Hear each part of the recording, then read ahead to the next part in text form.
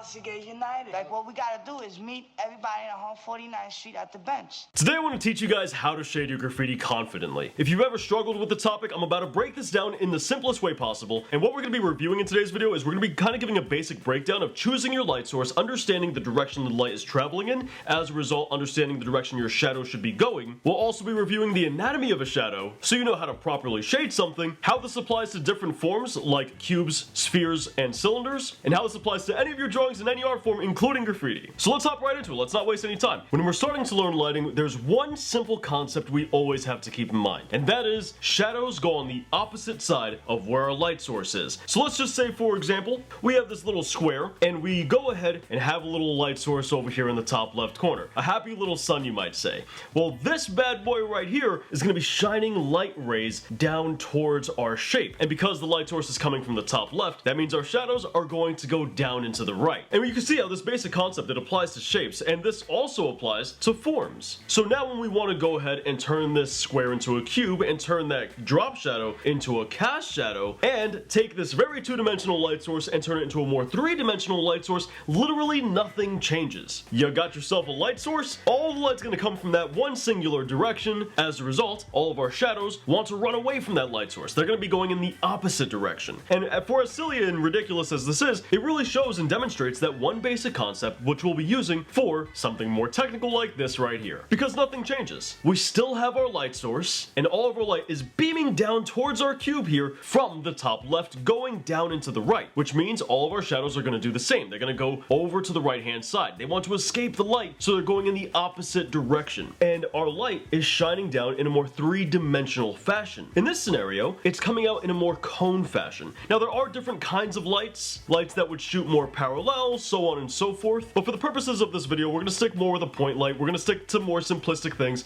just so you learn the basic formula and concept. So our light source is shooting in a more three-dimensional cone fashion. The light is coming down and hitting right here. This means when we look at our cube, the front-facing part of our cube, the part that is receiving the most direct light, is going to be the brightest, while the side that's pretty much opposite of our light source, in this case, that section right there, is going to be the darkest, because it's facing the opposite side of our light source. Now what you might end up getting confused with is the fact that the top of the cube is actually darker than the front of the cube. And you might be looking at that like, what? Well, why is that the case? I mean, the top of the cube is, after all, facing the light source. And to explain this, we can actually do that pretty easily. All that's happening is a lot of these light rays are smacking against the very front of the cube and bouncing directly back into our eyes. Because that's the thing with light. It's always reflecting off of everything. It's always bouncing everywhere it possibly can until it loses too much energy and dissipates to where we can't visibly see it anymore. So all that's happening here is the light is smacking the front, bouncing back towards us, so the front appears lighter. However, the same isn't happening for the top of the cube. The light is coming down, hitting the top, and it's reflecting away from us. It's going past us, and we're not able to see a lot of that reflected light that's bouncing away from the cube. But some of it still is bouncing towards us, and it's for that reason that the top of the cube is lighter than the right side of the cube, but the top of the cube is not lighter than the front of the cube. And it's actually the same exact concept, the same exact reasoning as to why the left side of the cube is also darker than the front of the cube, despite kind of facing the light source as well. And the same thing is really happening here. The light is coming down towards the cube and then skimming off the side of it. It's not really catching a lot of that light, and as a result, it appears to be darker. And if we were able to see the bottom of the cube, then the bottom would be the absolute darkest, as it's not receiving pretty much any light at all. And that one basic idea applies to all forms. Now, forms react to light in different ways, and it's your job as an artist to understand how each form reacts to light, because no matter what it is you're drawing, whether you're drawing a realistic portrait, a cartoon, or some letters in graffiti, your drawing is still made out of shapes and forms, and as a result, when you go to shade those things, the shapes and forms you drew have to respond to light accordingly. So check this out, we have two spheres here. One is super smooth and a lot more realistic looking, while the other one has all these different planes that you can see separated. This is going to help us illustrate how light is actually hitting the form and then traveling across that form. And we're going to use this to break down the anatomy of a shadow, which is important to learn if you want to actually depict form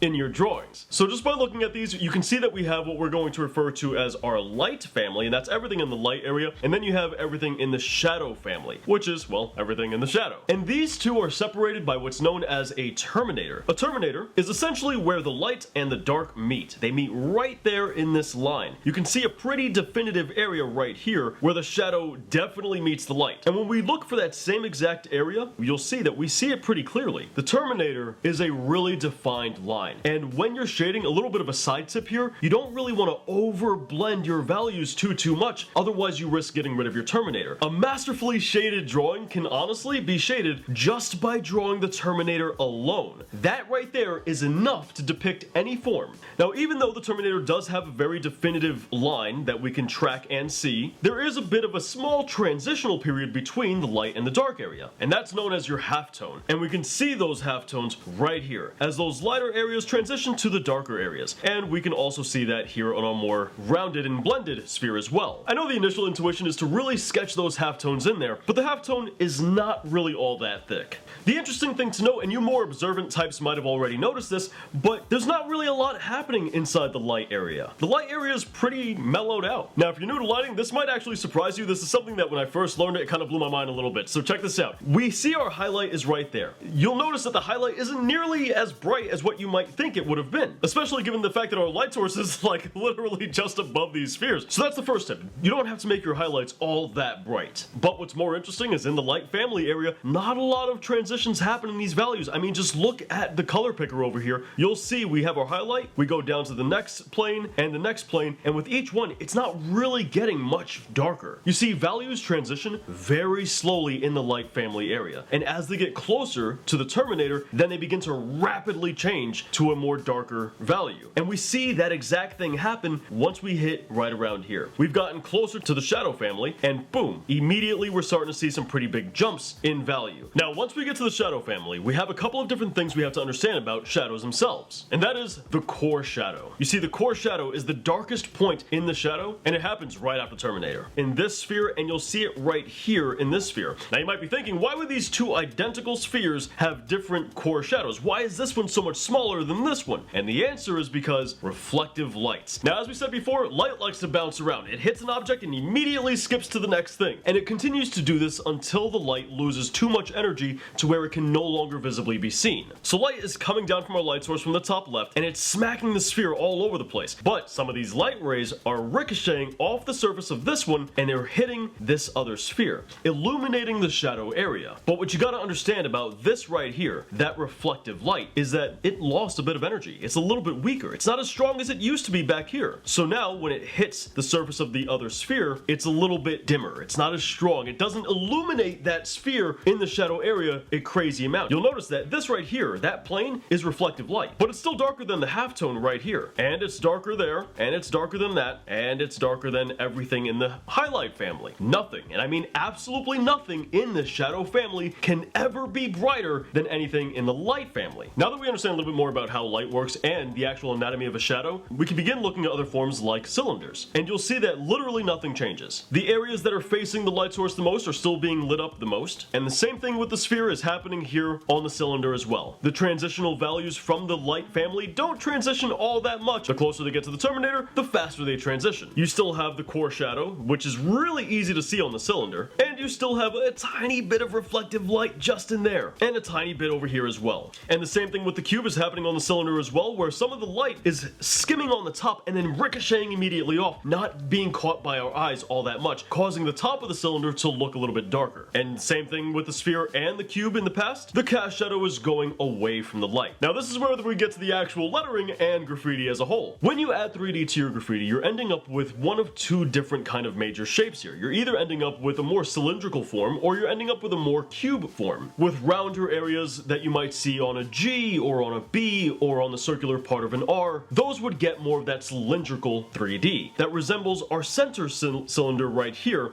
where sharper and harder edged letters that aren't as round would get more of that cube form when you add 3D to them. So if we look at these forms right here, we can envision what a letter would be like, because, well, our letter would be right here on the front facing part of the cube. For this cylinder, our letter would be once again that front facing part, but for this cylinder, our letter would actually be at the top with 3D going downwards. With no 3D added to it, we can see that the letter G is made out of some really basic shapes. You have some more circular and rounder shapes here at the top portion, with more angular and squared shapes with these sharper areas over here. Everything everything you draw is made out of a combination of shapes. Now, in graffiti, when we decide to go ahead and add 3D to our letters, let's say we add 3D going backwards, well, what do you know? We end up with some forms. Because after all, that's what 3D is, right? 3D is solid form that takes up space and has volume. So when we do that, what do we end up with? The sharper areas become much more like our cube was, while the rounder areas become much more like our cylinder. As you can see, the very top of my G is identical to the very top of the cylinder. It looks literally the same. And just like the cylinder, the shading is very much the same as well. As you can see, we have the lightest value right there, and we could just barely see it, and the same thing is happening on the G with the lightest value right there. And it's slowly transitioning, and as we get closer to the terminator, that transition happens more rapidly, with the very defined terminator right here, and then your core shadow immediately after. Nothing's changed. The formula for the anatomy of a shadow stays the same. But something interesting begins happening here. Right here, we're getting shadow. Why would that be happening? Well, the answer to this is the light is hitting this corner of the G right there, and it's carrying its shadow over to the next surface, which happens to be the 3D from the actual hook of the G, which is why we see this little circular hook right there happening, and all that is this part right there, which means that this vertex of the shadow applies to that vertex of our G. It's that simple. It comes on over here and continues on. Also, another really interesting thing I think is worth pointing out is you can actually see the reflective light very clearly here, just because we do have a blue 3D. The light is hitting this blue surface and then it's ricocheting off and hitting the cylinder right there in that area. But keep in mind, this reflective light is still darker than everything in the light family.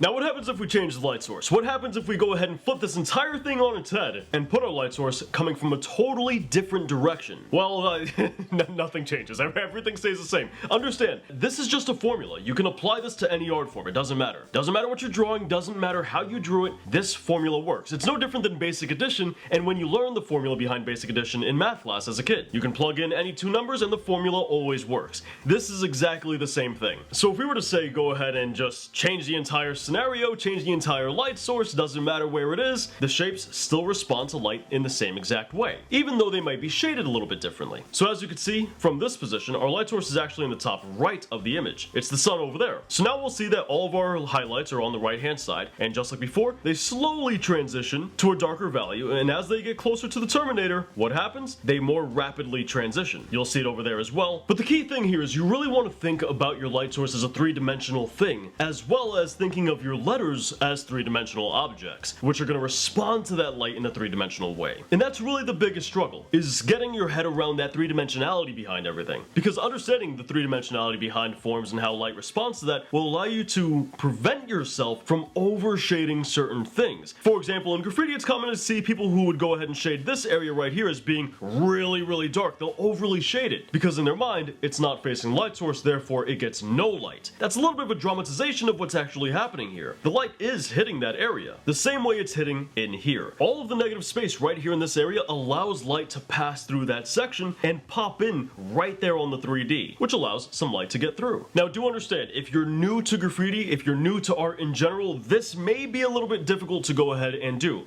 If you want to go ahead and practice this, I recommend really sticking to shading your more basic forms. If you can shade your basic forms reliably and consistently, then you can shade anything at all. But you gotta be able to shade those basic forms first. And remember, light wraps around basic forms differently, depending on the form you're using. But they all still abide by the same exact formula. So they all have a core shadow, it's gonna have a terminator, so on and so forth. And light is going to still beam down from a direction, and shadows are still going to go opposite to that. Keep those basic tips in mind. Alright, I think that pretty much wraps up the basics of this topic. Now, this does go a lot more in depth, and there's plenty more to go ahead and talk about. So if you feel like you want more information on how to shade graffiti specifically, then pick up the How to Shade Graffiti ebook I published, or the bundle, which includes the shading ebook. It covers the entire topic to an exhaustive degree and really goes in depth on how it applies to graffiti, as well as breaks down all of the same fundamentals and then some. Want to learn more about graffiti in general? Feel free to click the best How to Do Graffiti playlist anywhere online, with more graffiti content right down here. And I'll catch you guys back here next week. Thanks for watching.